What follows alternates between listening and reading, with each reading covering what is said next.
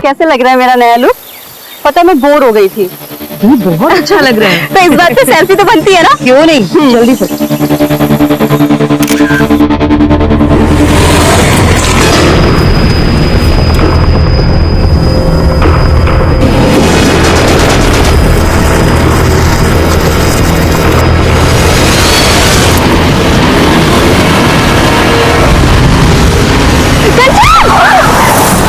साले अंधे, तुझे दिखाई नहीं देता क्या? उठो कंचन, तू ठीक है ना? छोड़ो दी। पता नहीं आजकल के ड्राइवर कौन दे देता है इनको ड्राइविंग लाइसेंस। अभी भी जो आपने देखा वो किसी के साथ भी हो सकता है। नमस्कार, मैं सीनियर इंस्पेक्टर विवेक शर्मा और स्वागत है आपका क्राइम पेट्रोल दस्तक में। हमारे साथ ऐसे तरह तरह के एक्सीडेंट्स होते रहते हैं। रोज ऐसी कितनी खबरें आती हैं, लेकिन क्या यह महज एक्सीडेंट था? यह भी तो हो सकता है कि ये कोई हादसा ना होकर कोई सोची समझी साजिश हो या फिर आने वाले अपराध की दस्तक।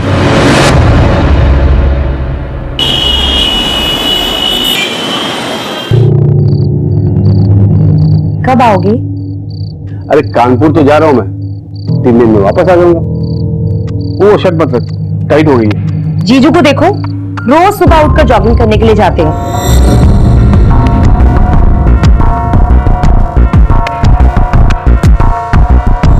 तू और तेरे जीजू, जब तक तू उसका नाम नहीं लेती ना सुबह से, तेरा खाना नहीं बचता, दिन नहीं गुजरता तेरा। मेरे जीजू है ही वर्ल्ड के बेस्ट जीजू। कितना हार्ड वर्क करते हैं वो। हाँ, ये बात तूने सही कहा। वैसे हार्ड वर्क तो मुझे करने का दिल कर रहा है। क्या कर रहे हो? क्या कर रहा हूँ? पापा पापा पापा, आज हम भी आपके साथ सोएंगे। पापा कल आप चले जाएंगे ना, इसके लिए आज हम आपके साथ ही सोएंगे। मैं भी। ठीक है बेटा, आओ। ध्यान रखना अपना।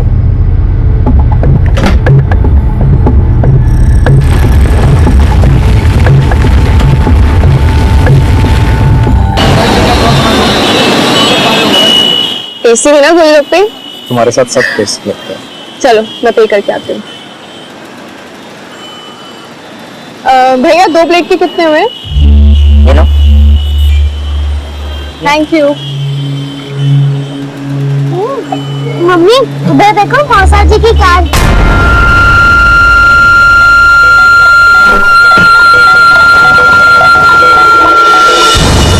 ये पैसे लो,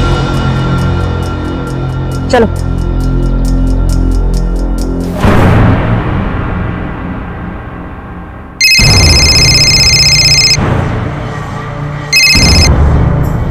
हाँ सुनीता, बोल। कंचन, हम लोग सनशाइन कैफे में बैठे हैं, जल्दी आ जा।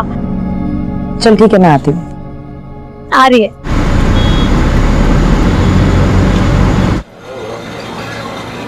हाय। हाय, कैसी हो? तो क्या गॉसिप हो रही है यहाँ? किसी किसी की लाइफ में कितना स्पाइस होता है, हनीमून पीरियड खत्म ही नहीं होता है। किसका हनीमून पीरियड नहीं खत्म हो रहा है? वो देखना कपल तेरे पीछे।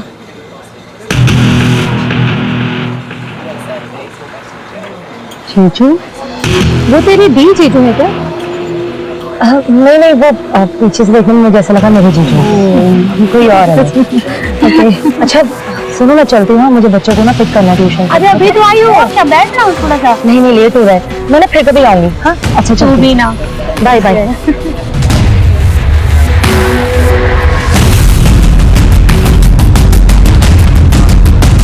Excuse me.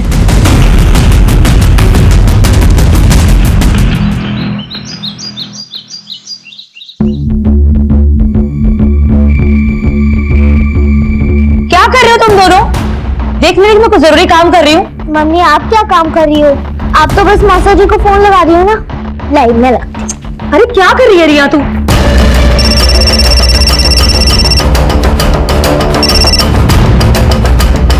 हेलो साली साहिबा। मौसा जी, मैं आपकी साली साहिबा नहीं हूँ, मैं आपकी रियू हूँ, रियू। ओ, तो हमारी रीवू को कैसे याद आई हमारी? मुझे नहीं आई, मम्मी को आई। वो तो बार बार आपको फोन कर रही हैं और काट रही हैं। कुछ इम्पोर्टेंट काम होगा, फोन दो जरा। सुना है कोई हमारी याद में बहुत तड़प रहा है। जीजू वो जुबान भी कांप रही है। बहुत मिस कर रही हो क्या?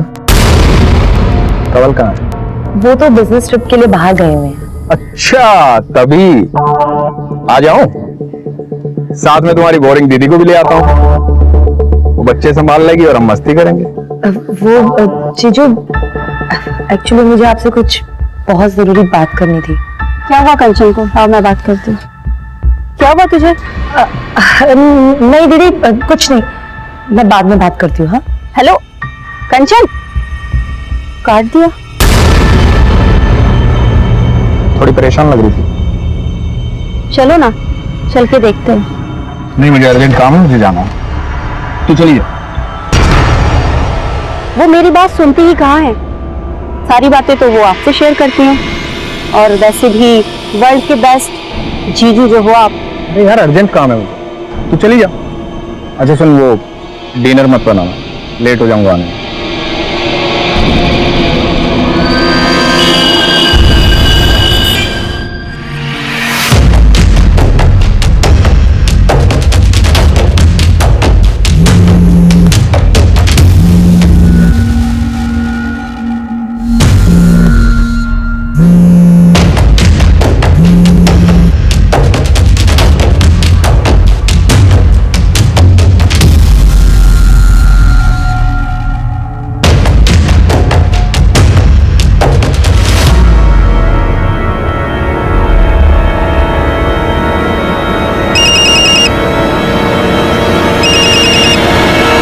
जीजू, इतनी रात को भी जीजू की याद आ रही है तुम्हें? हाँ, अब जीजू का नाम लेके इतना भी मत जला।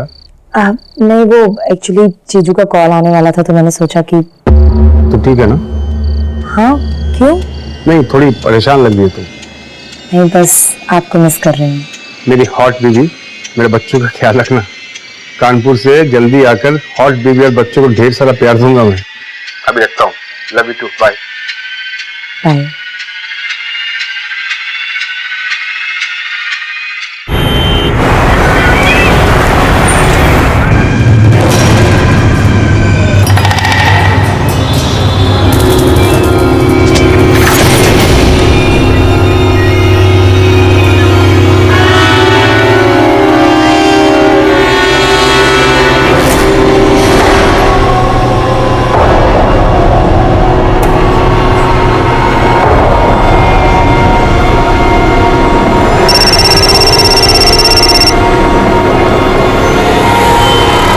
हेलो जीजू, कहाँ हैं आप? ऑफिस में। अच्छा, आप घर आ जाइए, मुझे आपसे कुछ जरूरी बात करनी है। बच्चे कहाँ हैं? बच्चे ट्यूशन गए हुए हैं। बाय।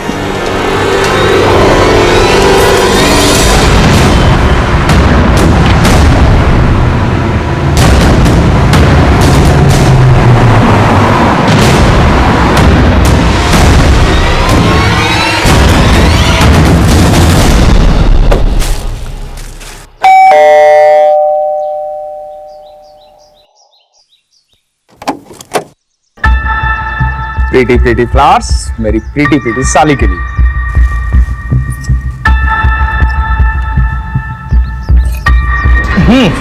बोल। मैं चाय बना के लाती। अरे तुम्हारे हाथ की अदरक की चाय? सुनना, मैं हेल्प करता हूं। भाई, मेरी साली और उसके हाथ की चाय, दुनिया में इन दोनों का कोई मुकाबला नहीं है। चाय पत्ती, हाँ, चाय पत्ती, चीनी, पता है तुम्हें? वो तो तुम्हारी दीदी पहले मिल गई। तुम्हारी दीदी पहले नहीं मिलती ना, तो शादी तो मैं तुमसे करता। हाँ, मिल्क। हाँ, ये रहा मिल्क। ये लो। तो ठीक तो है ना?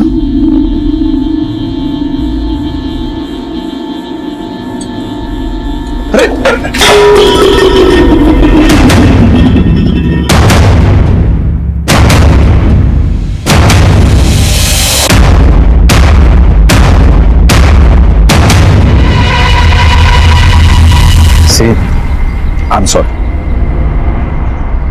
जो हुआ उसे भूल जाओ, ऐसा नहीं होना चाहिए था। किसी को बताना मत, बहुत बदनामी हो गई।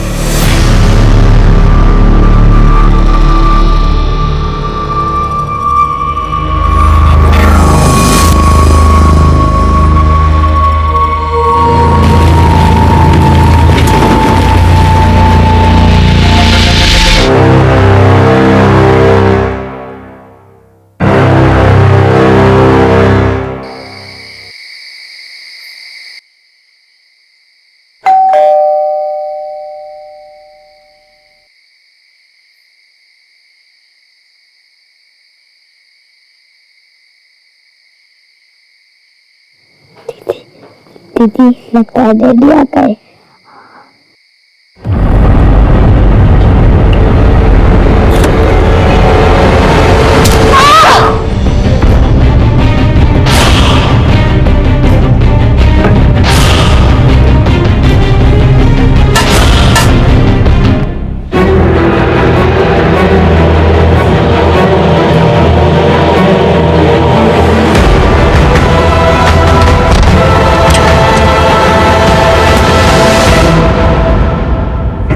कहाँ गए थे?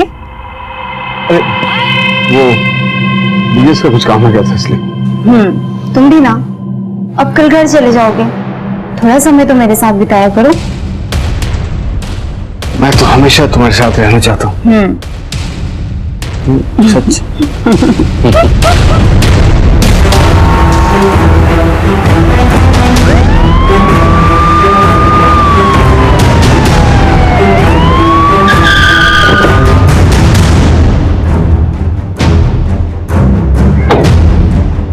सर, एक औरत और 2 बच्चों की हत्या हुई। हस्बैंड घर पे ही है।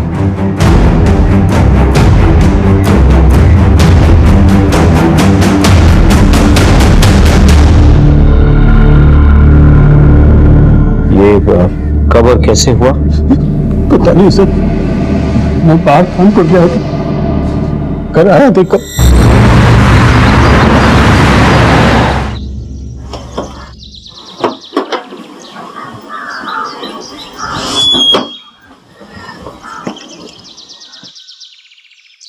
सुबह सुबह ही कहाँ चलेगी? कंचन कहाँ हो?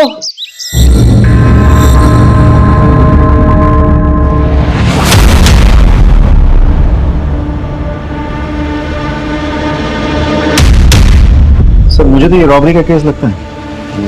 अलमारी का लॉक तोड़ा गया है, तिजोरी बिल्कुल खाली है। और ये देखिए सर, ब्लड के ट्रेसेस भी तो हैं। तुम्हें तो कह रहे थे कि कोई फोर्स एंट्री नहीं हुई है। जी सर, मैंने चेक किया था, कोई फोर्स एंट्री तो नहीं हुई थी। लेकिन सर, ऐसा भी तो हो सकता है कि कंचन ने बिना देखे दरवाजा खोला हो और किलर ने अंदर आते ही तुरंत उस पर अटैक किया हो। क्योंकि जिस तरीके से कंचन की बॉडी नीचे दरवाजे के बिल्कुल पास पड़ी है और ब्लड के ट्रेसेस भी दिख रहे हैं वहाँ, इससे ये बात तो साफ हो जाती है कि किलर ने उसे दरवाजे के आसपास से कहीं मारा। काम करो, फॉरेंसिक से कहो कि अलमारी से ब्लड सैंपल्स और फिंगरप्रिंट्स कलेक्ट करें। सर, अच्छा, ऊपर वाले अलमारी में कोई कैश ज्वेलरी वगैरह कुछ था क्या? तो 3 लाख रुपए कैश और 3 लाख के गहने भी थे। कुछ भी नहीं। ज्वेलरीज की फोटोग्राफ्स हैं आपके पास? इनसे ज्वेलरीज की फोटोग्राफ्स कलेक्ट कर लेना। हाँ, टाइम से नहीं। फॉरेंसिक के बाद तुरंत बॉडी पोस्टमार्टम के लिए भेजो। सर, मैं ये कह रहा था कि आप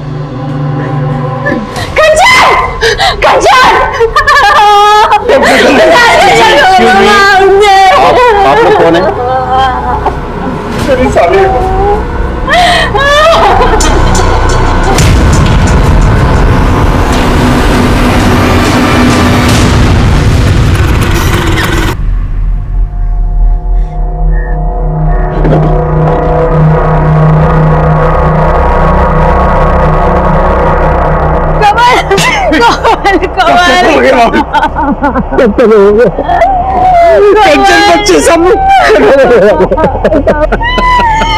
मैंने तुझसे कहा था कंचन की कुंडली में दोष है, उसे अकेला मत छोड़ना। तुझे एक बात नहीं मानी।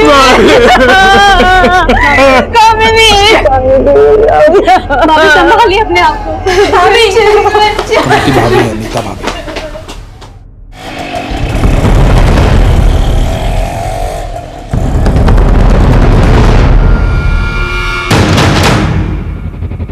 फुटेज निकालो। सर, कंचन को अपराध की दस्तक मिली थी पर उसने नहीं सुनी। जान गवा बैठी और साथ ही साथ उसके 2 मासूम बच्चे भी मारे गए। इनिशियल इंक्वायरी में हमें फैमिली में कोई प्रॉब्लम नहीं दिखी। हमें लग रहा था कि यह कोई लूटपाट का केस है। ऐसे में कुछ नए एविडेंसेस हमारे हाथ आए। सर, फॉरेंसिक और पोस्टमार्टम रिपोर्ट आ गई है।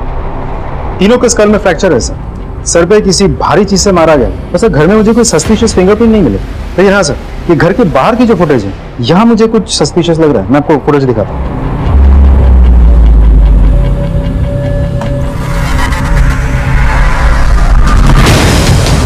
दिल्ली की इतनी गर्मी में ये उड़ उड़ के कहाँ जा रहा है? हाथ में ग्लव्स है, चेहरे पर दुपट्टा है। I'm sure अपनी आइडेंटिटी छुपाने के लिए सब कुछ किया है इसने। साइकिल तो लेडीज वाली लगी है, लेकिन इसमें मर्द बैठा है या औरत ये नहीं पता चल रहा। ग्लव्स पहन रखा है इसलिए फिंगरप्रिंट भी नहीं है। और ये देखिए सर, हथौड़ा, शायद इसने मर्डर इसी से किया है। और अलमारी भी इसी से तोड़ा है। बहुत प्लानिंग के साथ मर्डर और रॉबरी किया है सर इसने, मुझे तो डाउट है इतनी रात को कंचन एक अनजान आदमी के लिए दरवाजा क्यों खोलेगी? सर वो नींद में थी, ध्यान नहीं दिया, नींद से उसका दरवाजा खोल दिया होगा। पॉसिबल है, लेकिन ये भी तो पॉसिबल है कि वो जाना पहचाना था, इसीलिए कंचन ने दरवाजा खोला और अंदर आकर उसने कंचन और उसके बच्चों की बेरहमी से हत्या कर डाली और इस कत्ल को लूट की शक्ल दे दी। पॉसिबल है सर, लेकिन ये भी तो हो सकता है कि किलर को पहले से ही पता था कि घर में कैश और ज्वेलरी रहते हैं, इसीलिए लूटपाट के इरादे से ही वो घर में घुसा, एक एक करके सबको मारा, कैश और ज्वेलरी लिया और फरार हो गया। यही तो पता करना है कि ये लूट के लिए मर्डर था या मर्डर करके इसे लूट की शक्ल दी गई। एनीवे, साइकिल का कुछ पता चला? सर मैंने सारे फुटेज चेक किए, लेकिन कंचन के घर से 2 गली तक ही फॉलो अप कर पाए, फिर साइकिल कुछ पता नहीं चला। अंजना तुम एक काम करो, वो एरिया के आसपास भी चेक करो, हो सकता है वहां से कुछ पता चले। ओके, देखना यह है कि कंचन की किसी से दुश्मनी थी या नहीं।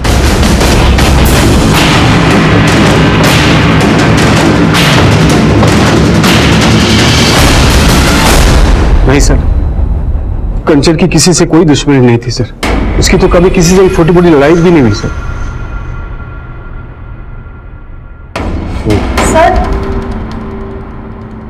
कुछ कहना? सर कुछ दिन पहले की बात है, मैं और कंचन मार्केट में थे और जब हम मार्केट से घर लौट रहे थे तो तभी एक कार बहुत तेजी से कंचन की तरफ आई।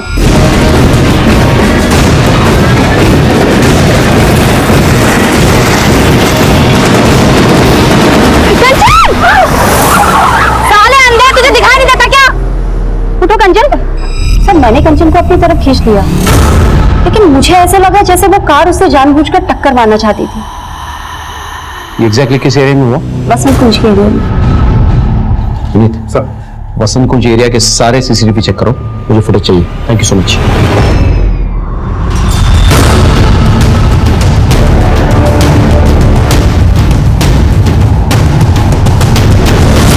फुटेज में ड्राइवर का चेहरा कुछ क्लियर नहीं है, गाड़ी की डिटेल्स निकलवाओ। सर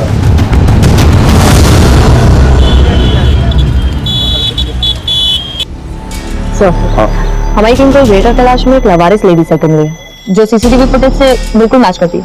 पता चला किसकी? नहीं सर, बहुत कोशिश की पर कुछ पता नहीं चला। सर सीसीटीवी में जो गाड़ी है उसके ओनर का पता चल गया, गाड़ी किसी गौतम के नाम पर रजिस्टर्ड है। बुलाओ। गौतम जी, DLY-XYZ 1234 आपकी गाड़ी का नंबर है? जी सर। 14 तारीख को आप अपनी गाड़ी में कहाँ जा रहे थे? मैं कहाँ जाऊंगा सर, मेरी तो कार ही चोरी हो गई है। चोरी हो गई मतलब? हाँ साहब, मुझे ये लगा कि आप मेरे कार के बारे में बताने के लिए यहाँ बुलाए। मैंने FIR दर्ज करवाई थी करोलबाग थाने में, ये देखिए उसकी रिपोर्ट।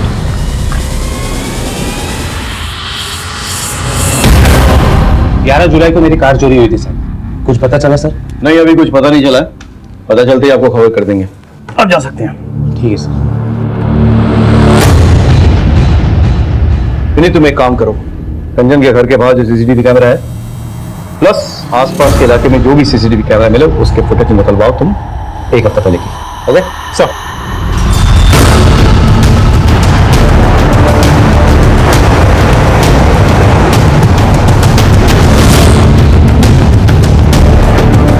सर मैंने कंचन के घर के बाहर की 1 हफ्ते की फुटेज निकलवाई है, कुछ दिखाना चाहता हूँ।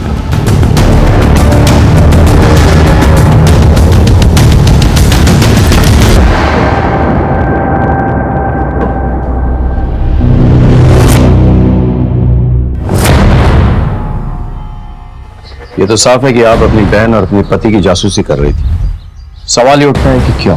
आई एम सॉरी सर, मुझे थोड़ा डाउट हो गया था। क्या कि आपके पति का आपकी बहन के साथ चक्कर चल रहा है? सर दरअसल मेरे हस्बैंड बहुत हंसी मजाक करते हैं और कंचन से भी उनकी बहुत जमती थी। आई डोंट नो सर, मेरे मन में ये बात कहाँ से आ गई।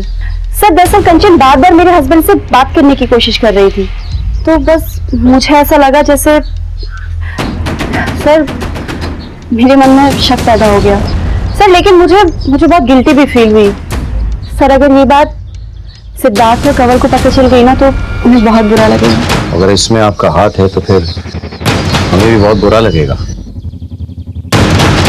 फिर हम चलते हैं।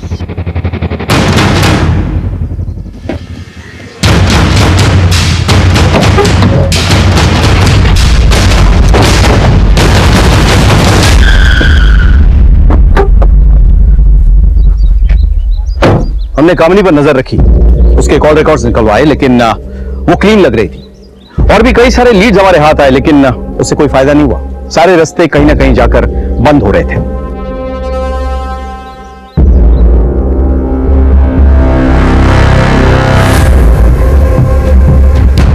हमें वो लेडी साइकिल भी मिल गई जिसमें चलकर शायद वो हत्यारा आया था, लेकिन वो साइकिल किसकी थी ये पता नहीं चला। सीसीटीवी फुटेज के जरिए हम उस गाड़ी और उसके मालिक गौतम तक भी पहुंच गए जिस गाड़ी से कंचन का एक्सीडेंट होने वाला था, लेकिन फिर भी कोई सुराग हाथ नहीं लगा। हमने करोलबाग पुलिस स्टेशन में पता किया, पता चला कि गौतम सच बोल रहा था। गौतम का कोई पुराना क्रिमिनल रिकॉर्ड्स भी नहीं मिला। पता नहीं क्यों मुझे ऐसा लग रहा था कि हो ना हो कोई जानने वाला है जिसने कंचन और उसके बच्चों को मारा है। मैंने कहा कि चलो घर वालों की हिस्ट्री निकालो। जब हमने कंवल का कॉल रिकॉर्ड चेक किया तो मुझे शक हुआ। सर हाँ, कंवल की कॉल रिकॉर्ड आ गई। वो कानपुर कभी गया ही नहीं था, यही था दिल्ली में, पारगंज एरिया में।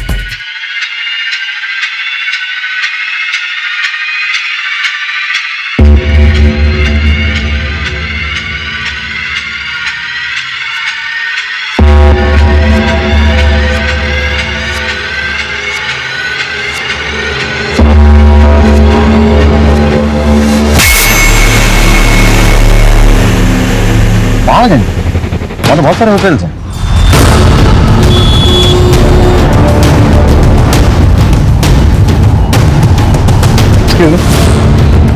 ये फोटो देखिए जरा, कंवल खन्ना आपके होटल में आया था? जी सर, ये और इनकी मिसेज दोनों आए थे। पैसे दिखा। खन्ना, मिस्टर और मिसेस खन्ना। सीसीटीवी है हमें? हाँ जी। फुटेज निकाल इस टाइम का।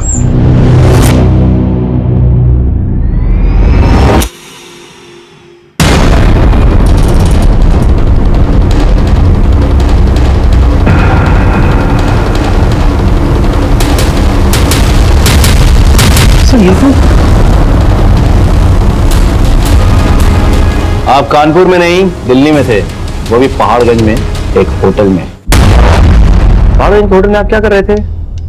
Mister and Mrs Khanna. लेकिन मिसेस खन्ना तो थी नहीं वहां पर। ठीक है सर, वो मिसेस खन्ना मेरी भाभी है, मिसेस नीता खन्ना। अच्छा, तो अपने बीवी से झूठ बोलकर आप अपने भाभी के साथ बंद कमरे में एक होटल में क्या कर रहे थे? जबान संभाल कर बात करिए इंस्पेक्टर।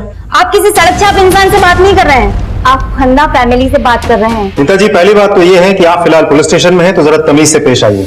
और दूसरी बात, कंवल जी को अगर अपनी फैमिली की इज्जत की इतनी परवाह थी तो 3 दिन तक झूठ बोलकर होटल के कमरे में आपके साथ क्या कर रहे थे? क्यों? कानून की ऐसी कौन सी किताब में लिखा है कि देवर और भाभी किसी होटल में कमरा लेकर एक साथ नहीं रह सकते? कानून की किसी किताब में ये नहीं लिखा हुआ, लेकिन ये जरूर लिखा हुआ है कि देवर और भाभी मिलकर किसी का मर्डर नहीं कर सकते हैं। हमने कंचन और बच्चों को नहीं मारा है इंस्पेक्टर साहब। देखिए सर, मैं 15 साल का था सिर्फ, तो भैया गुजर गए। भाभी ने मुझे पाल पोस कर बड़ा किया। मेरे शादी के बाद कंचन को भाभी से प्रॉब्लम्स होने लगे, क्योंकि मॉर्निंग सोच की थी और भाभी को पुरानी सोच की। दोनों में इश्यूज होने लगे। भाभी गांव चले गई। कंचन को मेरा भाभी से मिलना जुलना बिल्कुल पसंद नहीं था, लेकिन मैं अपनी जिम्मेदारी से कैसे मुंह फेर लेता सब बताइए आप। इसीलिए मैं छुपकर होटल के कमरे में जाता ताकि इनको मैं घर खर्ची के लिए कुछ पैसे दे सकूं, बस। होटल के कमरे में छुप कर? अगर मैं बंद कमरे में अपनी भाभी से मिलता तो उसमें गलत क्या है सर? रहने दो कंवल, ये लोग हमारे रिश्ते को नहीं समझेंगे। आगे चाहूंगी, चलो कंवल।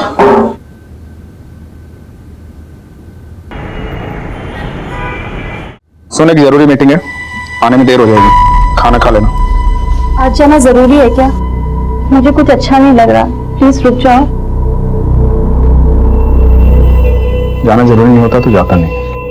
तो एक काम कर, कंवल और नीता भाभी के पास चली जा, उन्हें भी अच्छा लगेगा। कंवल भाई साहब भी बहुत परेशान है, एक ही रात में सब कुछ खत्म हो गया। पता नहीं कैसे मैनेज कर रहे होंगे वो। आप एक काम कीजिए, मुझे वहां छोड़ दीजिए, और रात को मुझे वहां से पिकअप कर लेना। गाड़ी निकालता हूँ तो तैयार हो जाओ। ठीक।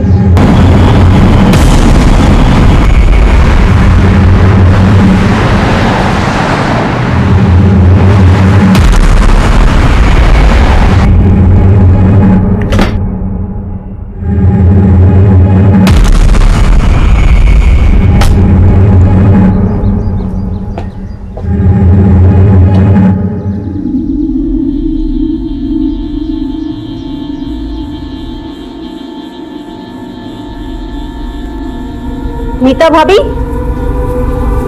कवल भाई साहब, भाभी। तू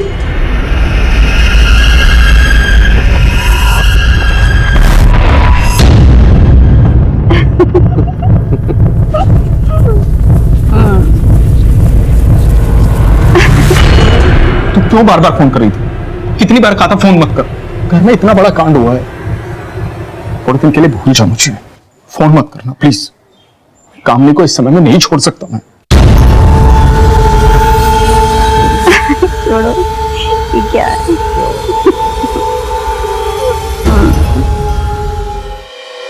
Siddharth, I need your help Siddharth, मुझे तुम्हारी जरूरत है। दीदी प्लीज समझने की कोशिश करो प्लीज।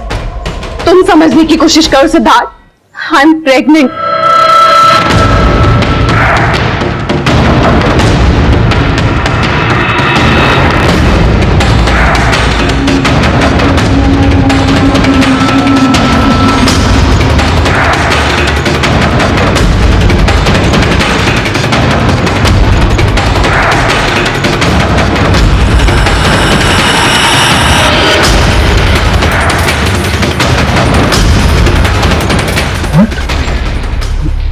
ये कब हुआ? अरे हमने प्रोटेक्शन यूज की थी। कभी कभी प्रोटेक्शन फेल हो जाती है। बेबी, मैंने तुम्हें बताया था हमारा कोई फ्यूचर नहीं है। और देखो मैंने बताया था मैं शादीशुदा हूँ। ये सब बताने की जरूरत नहीं है। अरे मैं नहीं बोल रही हूँ कि तुम मुझसे शादी करो या मेरे बच्चे को अडॉप्ट करो। मैं खुद इस बच्चे को नहीं अपनाना चाहती हूँ। मैं अपना करियर स्पॉइल नहीं करना चाहती इस बच्चे के लिए। मैं सिर्फ इतना चाहती हूँ कि तुम मेरे साथ हॉस्पिटल चलो। अगर मैं अकेले जाऊंगी ना सिद्धार्थ, तो ये मेरे लिए बहुत बड़ी एम्बैरेसमेंट होगी। मैं बस तुमसे रिक्वेस्ट कर रही हूँ, बस एक बार ये अबॉर्शन हो जाए ना, उसके बाद देखते हैं हमारे रिलेशनशिप का क्या करना है।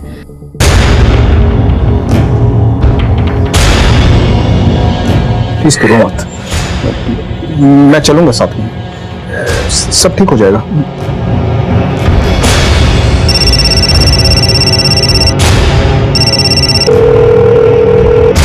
ये सिद्धार्थ फोन क्यों नहीं उठा रहे?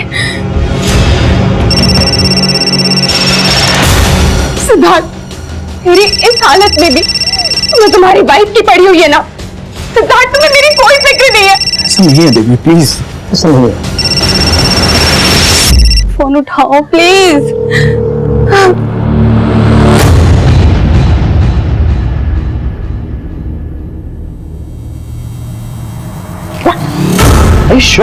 हाँ सर, कवल ने ही मारा है मेरी बहन को।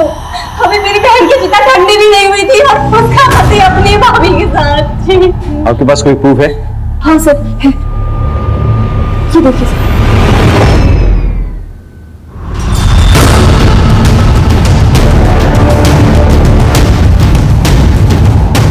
सर, मैंने कुछ नहीं किया सर।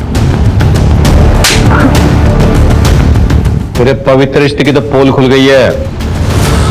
अपने बीवी बच्चों को क्यों मारा ये तू बताएगा या तेरी पूजनीय भाभी? मेरा यकीन कीजिए सर, हमने कुछ नहीं किया। कमीना है तो कमीना, क्या आती है मुझे तुझ पर? ऐसी घटिया हरकत करने के लिए तूने मेरी बहन और उसके बच्चे को मार दिया। छे सर, लेके जाइए इसे, लेके जाइए इसे। बच्चे को नहीं मारे, मैं अपने खुद के बच्चे को मारूंगा। छोड़ो मुझे, तो गलत फहमी हुई है। मेरी साली को मारा तूने? हाँ? मेरी साली को मारा तूने? अपने बच्चों को मार तूने? शर्म नहीं आई तुझे? यार साले छोड़ूंगा नहीं, छोड़ूंगा नहीं तुमको।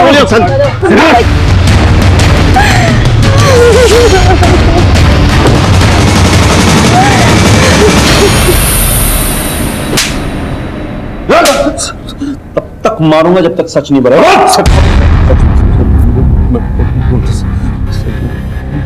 मैं सच कह रहा हूँ कि मैंने कुछ नहीं किया।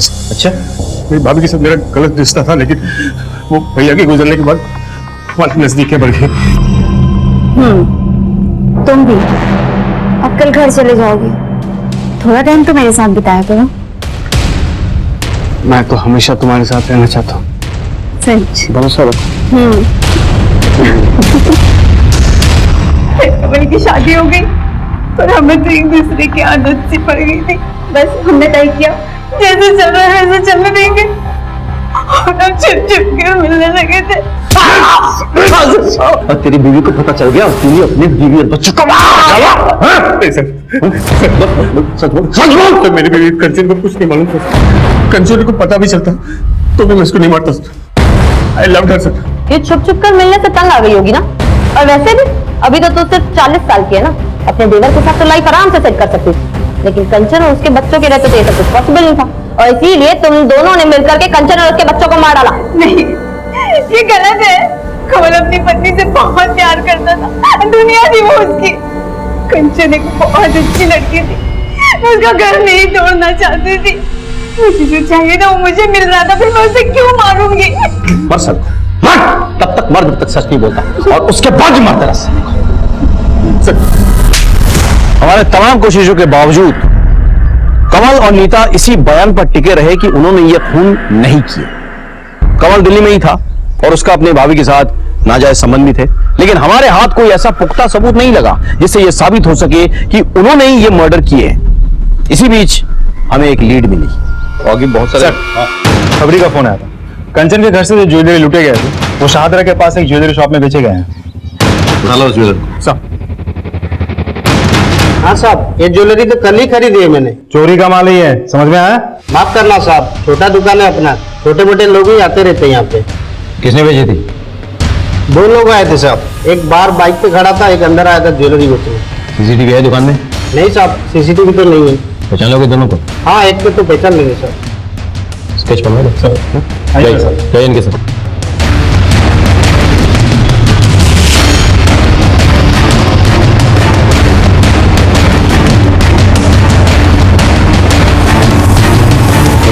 सर स्केच बन गया।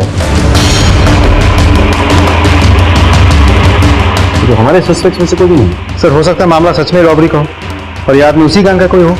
पर ये भी तो हो सकता है ना कि कमल ने इस आदमी को भेजा हो ज्वेलरी बेचने के लिए। तो एक काम करो, इस स्केच को तुम हर एक पुलिस स्टेशन में सर्कुलेट कराओ, पता करो ये कोई हिस्ट्री शीट है या नहीं, और अपने खबरियों को भी भेज दो। मुझे ये आदमी किसी भी हालत में चाहिए। सेकेंडली, कमल और नीता तो अपने साथी को जानते होंगे, तो उनको बुला। It's fine sir. Thank you.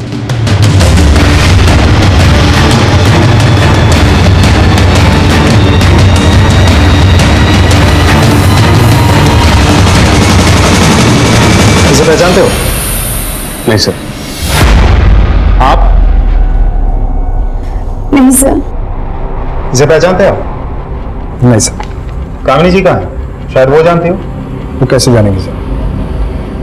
उसके सारे फ्रेंड्स को मैं जानता हूँ, मैंने कभी नहीं देखा इसे। और वैसे भी कंचन और बच्चों की आत्मा की शांति के लिए वो हरिद्वार गई।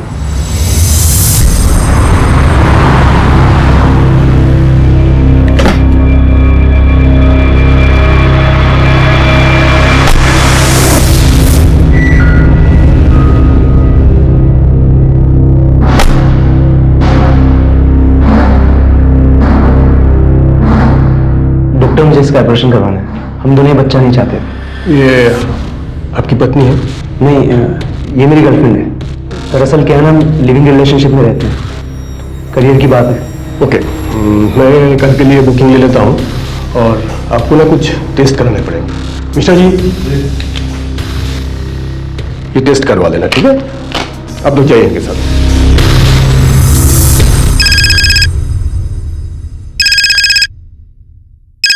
हेलो। हाँ सर, आपने जो स्केच दिया था वो लड़का आया है क्लिनिक में एक लौंडिया लेकर, अच्छा बच्चा गिराने की बात कर रहे हैं। हाँ सर, कल सुबह आएगा फिर। गुड गुड, ठीक है, थैंक यू सो मच।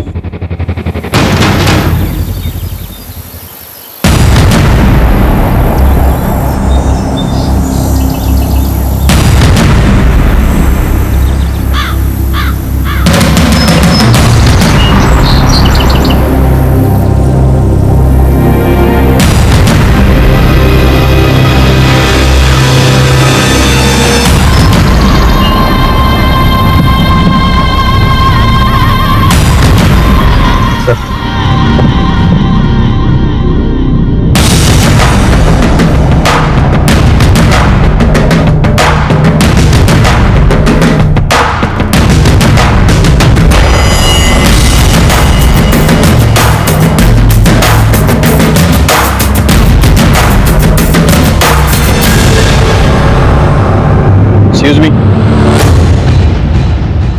अब दोनों उस गाड़ी में बैठिए। चलिए सर बात क्या है? चलिए, बाद में बताया जाएगा आपको। चलिए। कामिनी जी बताइए, आपने ये क्यों किया, कैसे किया और किसके साथ मिलकर किया? सर आप ये क्या कह रहे हैं? मुझे कुछ समझ में नहीं आ रहा है। और आप हमें यहाँ लेके क्यों आए हैं? सर ये सिद्धार्थ के दोस्त की गर्लफ्रेंड है और इसे अबॉर्शन कराना था। दरअसल सिद्धार्थ का दोस्त अपने गांव गया हुआ है तो सिद्धार्थ ने मुझे बोला इसकी हेल्प करने के लिए। सर मेरा कोई अपना बच्चा नहीं है तो बस मेरे मन में थोड़ा सा लालच आ गया था और मैंने रति को बोला कि वो इस बच्चे को रहने दे और सर वो इस बात के लिए राजी हो गई। नहीं डॉक्टर, हमें बच्चा चाहते हैं। ये तो अच्छी बात है, गुड डिसीजन। तो आप इनके बॉयफ्रेंड को जानती हैं? क्यों, अभी भी तो आपने कहा कि वो आपके पति का बहुत अच्छा दोस्त है। हाँ सर, वैसे तो नहीं जानती हूँ, बस उसका नाम जानती हूँ, रवि। इसे पहचानती हैं? हाँ सर, यही है रवि। सर रवि गौतम और मेरे पति बहुत अच्छे दोस्त हैं। 11 जुलाई को मेरी कार चोरी हुई थी सर। लगता है ये गौतम वही है जिसके कार से एक्सीडेंट हुआ था। गौतम तो कामिनी जी, क्या आप जानती हैं जिस शख्स की गर्लफ्रेंड को आप हेल्प करने की कोशिश कर रही हैं उसका शायद डायरेक्ट ताल्लुक आपकी बहन के मर्डर से है। क्या? या जो गहने आपके बहन के घर से गायब हुए थे ना, उनको रवि ने बेचा है। तो कहाँ है तुम्हारा बॉयफ्रेंड? सर रवि मेरा बॉयफ्रेंड नहीं है। तो फिर कौन है वो हॉस्पिटल क्यों गया था? बच्चा किसका है ये? बोलना। बच्चा किसका है? सिद्धार्थ। क्या बकवास कर रही हो तुम? बकवास नहीं, मैं सच बोल रही हूँ। सिद्धार्थ ने मुझे बोला था कि वो मेरे साथ हॉस्पिटल नहीं जा पाएंगे, वो अपने किसी दोस्त को भेजेंगे और उन्होंने मुझे रवि से इंट्रोड्यूस कराया। मैं रवि के साथ क्लिनिक गई। देखा आपने कामिनी जी, इस आदमी ने आपके साथ विश्वासघात किया। अब उसी के नाजायज औलाद को अपना नाम देने की कोशिश कर रही थी। अब उसे कोई नहीं बचा सकता।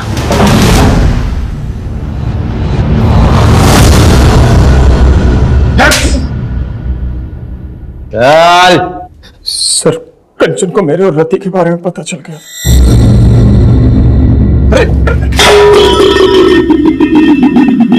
हाथ मत लगाइए मुझे। मैं आपको क्या समझती थी और आप क्या निकले? क्या हुआ? क्या बोल रही है तू? आप मेरी दी को चीट कर रहे हो और बोल रहे हो क्या हुआ?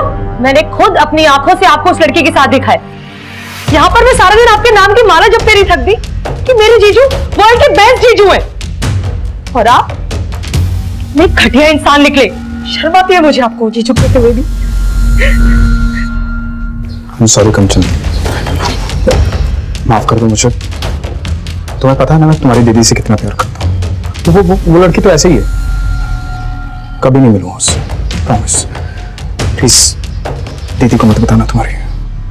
और मैं आपको लास्ट वार्निंग दे रही हूँ, अगर मैंने दोबारा आपको उस लड़की के साथ देखा ना तो मैं पुलिस में कंप्लेन कर दूंगी। मैंने उसे समझाया था किसी को कुछ मत बताना, और वो अपनी बहन को बहुत प्यार करती थी। मुझे लगा कभी ना कभी उसे कुछ कह देगी। मैंने सोचा मैं उसे मार देता। फिर मैंने गौतम की हेल्प ली और गौतम ने अपनी गाड़ी चोरी होने की झूठी रिपोर्ट लिखी।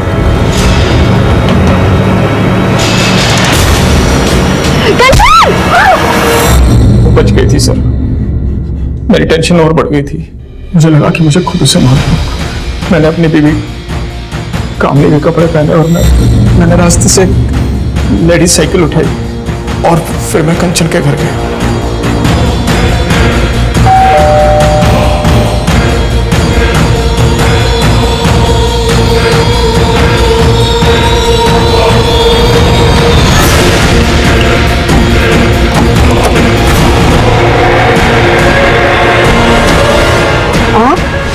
उसके बाद मैं ऊपर गया और मैंने ज्वेलरी लूट ली ताकि लूट का मामला लगे।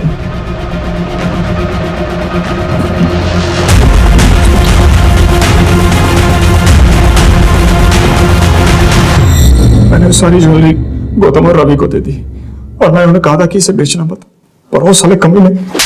वो कमीना है? कमीना तूने उस औरत को मारा जो तुझे इतना मानती थी, इतना भरोसा करती थी, और सिर्फ उस औरत को नहीं, तूने उसके 2 मासूम बच्चों को मार डाला। तुझे तो जो सजा मिले वो भी कम है। तेरे जैसे लोगों के कारण अपनों पर से भरोसा उठ जाता है। विश्वासघात बाहर से नहीं आते हैं, तेरे जैसे घर में पैदा होते हैं।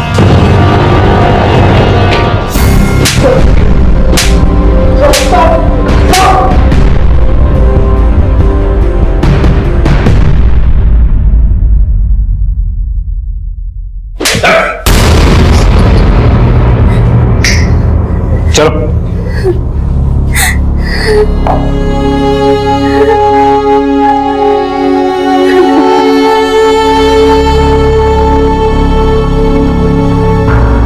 कंचन को अपराध से पहले बार बार दस्तक मिली। उसने गोलगप्पे वाले के पास सिद्धार्थ की गाड़ी में रति को देखा, दोनों को कैफे में रोमांस करते देखा, झंडे वाले मेट्रो स्टेशन में भी उसने दोनों को देखा। लेकिन वो इस दस्तक को समझ नहीं पाई। वो ये नहीं समझ पाई कि जो आदमी अपनी पत्नी को धोखा दे सकता है वो किसी भी हद तक गिर सकता है। लेकिन उसने इस बात का जिक्र अपने दीदी से नहीं किया, क्योंकि वो अपने दीदी के घर में दरार नहीं पैदा करना चाहती थी।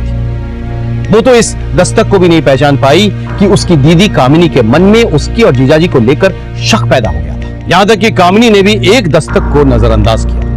जब गौतम की गाड़ी ने कंचन को टक्कर मारने की कोशिश की तब कामिनी को ऐसा लगा कि ये ड्राइवर जानबूझकर कर रहा था, लेकिन उसने इस बात को सीरियस नहीं लिया। वो अपने प्रॉब्लम्स में इतनी उलझी हुई थी कि उसने इस दस्तक को सुनकर भी अनसुना कर दिया। अगर उस वक्त कामिनी पुलिस स्टेशन चली गई होती तो शायद आज कंचन जिंदा होती और साथ में उसके बच्चे भी। इसी के साथ मैं सीनियर इंस्पेक्टर विवेक शर्मा आपसे विदा लेता हूं। कल फिर मिलेंगे। सतर्क रहिए, देखते रहिए क्राइम पेट्रोल दस्तक। मकसद सिर्फ बताना नहीं, बचाना है। जय हिंद। इस तरह के और भी एपिसोड देखने के लिए हमारे चैनल को सब्सक्राइब करें और बेल आइकन दबाना ना भूलें।